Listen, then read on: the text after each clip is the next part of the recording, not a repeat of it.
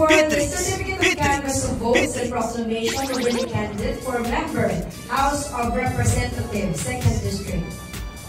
We, the undersigned members of the Provincial Board of Canvassers, do hereby certify under oath that we have duly canvassed the votes cast in 6 municipalities for the candidates therein for member, House of Representatives in the elections held on May 12, 2025.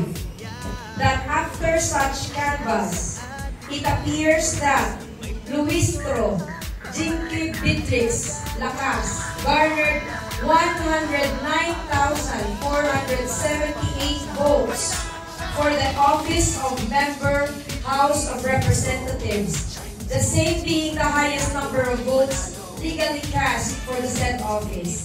On the basis of the foregoing, we hereby proclaim Luistro Jinky Beatrix as the winning candidate and duly elected member, House of Representatives of Batangas, 2nd Legislative District, Province of Batangas.